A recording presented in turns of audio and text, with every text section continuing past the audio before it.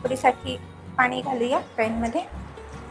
जशी आपण मोदकांची उकड करतो तशाच पद्धतीने ही उकड करून घ्यायची आहे.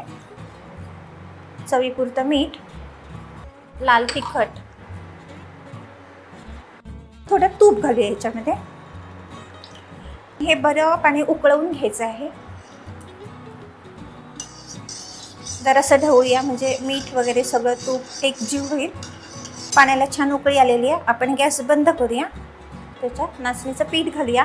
असं केल्यानं काय होईल तर उकड आहे ती आपल्याला छान व्यवस्थित ढवळून घेता येईल आणि त्याच्यात गुठळ्याही होणार नाही.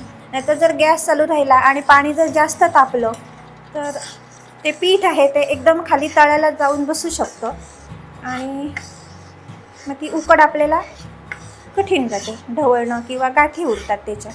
आणि अशी ढवळून झाल्यानंतर आपण परत हवं तर ती जरा शिजवून घेण्यासाठी गॅस सुरू करू शकतो. पण इथे माझी उकड झालेली आहे ती आपण झाकून ठेवूया थोडा वेळ आणि थंड झाली की आपण ती मळून घेऊया आणि त्याच्यात बाकीचे जिन्नस घालूया. कांदा भरपूर घाला म्हणजे एक कुरकुरीतपणा येतो. कोथिंबीर आणि हे पीठ छानपैकी मळून घ्या जसं आपण भाकरीला मळतो तसं. जरासं तेल लावून घेऊया.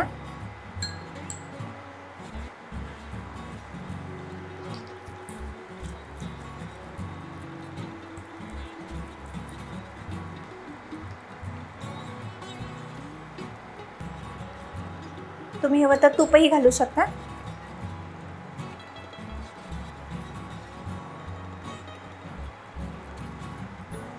आणि आता आपण ते गॅसवर उलटवूया.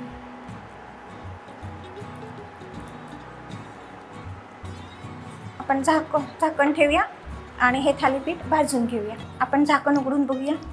छान रंग आलेला आहे. दुसऱ्या बाजूने कुरकुरीत होण्यासाठी आपण त्याला परतून घेऊया आणि दुसऱ्या बाजूने झाकण न ठेवता 1-2 मिनटं कुरकुरीत भाजून घेऊया. तर असं हे थालीपीठ छान कुरकुरीत भाजून आलेलं आहे. तुम्ही बघू शकता रंग किती छान आलेला आहे. आपण ते प्लेटमध्ये काढून घेऊया आणि हे आता खाण्यासाठी तयार आहे.